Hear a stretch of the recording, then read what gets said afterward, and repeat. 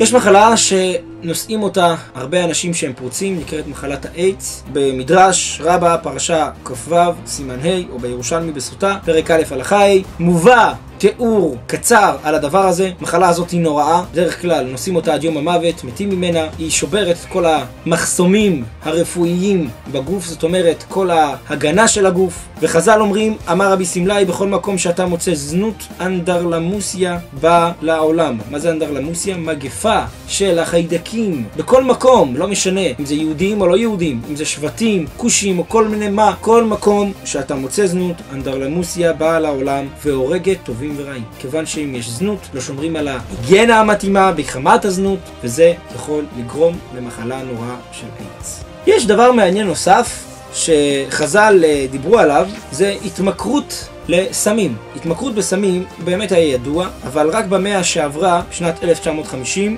למניינם, מתארת ההגדרה הבינלאומית את התופעה הזאת כמחויבות להמשיך להשתמש באותו סם, להשיגו בכל דרך, ותלות מתמדת. זאת אומרת, כל הזמן בן אדם חייב להשיג את הדבר, להיות תלוי בו, ובשביל זה הוא יכול לגנוב, יכול לרצוח, יכול לריב, יכול לעשות הכל, כיוון שהדבר הזה יכול לגרום לו תלות. זה גם בעצם מצב שאדם נהיה תלותי מאוד ומסוכן מאוד, כי בשביל להשיג את הסם הוא מוכן לעשות הכל. חז"ל במסכת פסחים, בדף קי"ג עמוד א', כותבים שאמר רב לחייא bre, רב לבן שלו, חייא, לא תשתה סמה, אל תשתה סם, אל תיקח סמים מסוימים. למה? אומר רש"י, מפני שתקבע להם וסת, זאת אומרת אתה תהיה חייב כל כמה זמן לקחת אותם מההתחלה, ולבך יהיה שואלך. זאת אומרת כל הזמן אתה תרצה את זה עוד פעם, ותפזר מעות בלי סוף. ומה ההמשך אנחנו יודעים, נגמר לו המעות, מה קורה הלאה? גונבים וכו'. לכן הוא הזהיר את הבן שלו, אל תתקרב, תתעסק עם הסמים. דוגמה נוספת, לפני כ10 שנים בערך התגלה המחקר הזה שמי שפיר של הוולד, כשמתווספים לו לתוך המי שפיר הצואה של הוולד, הם מסכנים לא רק את העובר, אלא גם מעלים את הסכנה לחיי היולדת.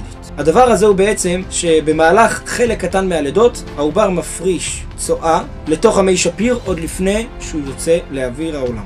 כמו שיודעים כולם, העובר, כשהוא ברחם של אמא שלו, הוא שואף לריאות כל הזמן את מי השפיר. הוא עוד לא נושם, כל סתום אצלו. הרפואה בת ימינו מכירה את הנזק הזה, שהעובר יכול לשאוף את המי שפיר עם הצואה, שיכולים להזיק לו מאוד מאוד מאוד. בזמנים קדומים, הסיכון שהילד יצא בריא והאמא תצא בריאה לידה כזאת של מי שפיר צואתיים היה מועט מאוד. הסיכון היה מוכפל מאוד מאותם מעוברות. זאת אומרת נשים שהיו בהיריון, שבמהלך הלידה הילד נשם את המי שפיר האלה, שאב את המי שפיר האלה עם הצואה. ובאמת לפני עידן האנטיביוטיקה, זיהומים כאלו הביאו לתמותה משמעותית מאוד בקרב הילודים. וגם האמא הרבה פעמים הייתה ניזוקת מזה ומגיעה לשערי מוות. העיקרון הזה שהפרשת הצואה למי השפיר עלולה לסכן את האם, מוזכר כבר בגמרא. בגמרא במסכת נידה, בדף ל עמוד ב', דף 30 עמוד שני. אומרת הגמרא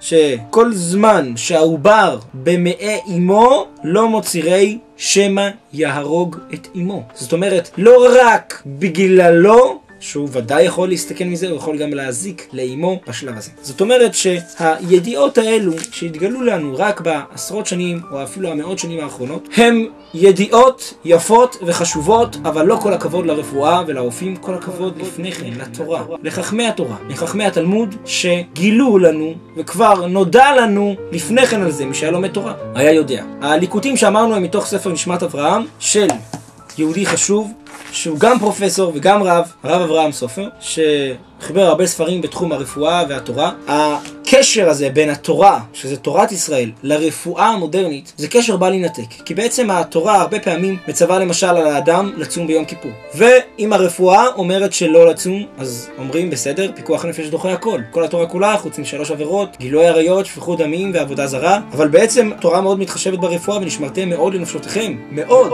שמירה מיוחדת. שהתורה מצווה אותנו לשמור על הנפש שלנו ועל הגוף באופן בריא ותקין, כדי שנוכל להמשיך לעבוד את הבורא יתברך. אבל פה אנחנו צריכים לדעת את הנקודה, שדבר שהתורה מצווה אותנו, לא יכול לצאת מזה תקלה, לא יכול לצאת מזה בעיה בריאותית באופן כלשהו. אם האדם הולך על פי התורה, על פי ההלכה, כיוון שהוא יודע שהתורה היא שומרת על הבריאות של האדם, התורה היא שומרת על הרפואה של האדם, אז אין לו מה לחשוש. כאן אנחנו נוכחנו בשיעור הזה, שחז"ל הכירו וידעו הרבה מסוגי הרפואות. יש עוד הרבה מי שירצה להסתכל שם בספר ובעוד ספרים, ובעוד מידע הרחב והפרוס בש"ס, בתלמוד, במדרשים, באגדות, שחז"ל גילו לנו את חוכמתם, וזה רק בנושא של הרפואה. הם היו בקיאים באסטרונומיה, בפיזיקה, בכימיה, בביולוגיה, בכל החוכמות, כיוון שמכלול החוכמות נמצאים בתורה. הרמב"ם כותב על כל מכלול החוכמות. כל החוכמות הם כרוקחות וטבחות לפני המלכה. המלכה זה התורה. רוקחות וטבחות זה כוונה אלו שעושים את המרקחות, את הרפואות, אלו שעושים את התבלינים, עושים את הריבות, וטבחות שעושים את האוכל ואופים לפני המלכה. המלכה היא התורה. כל מי שירצה להכיר יותר את התורה, יבוא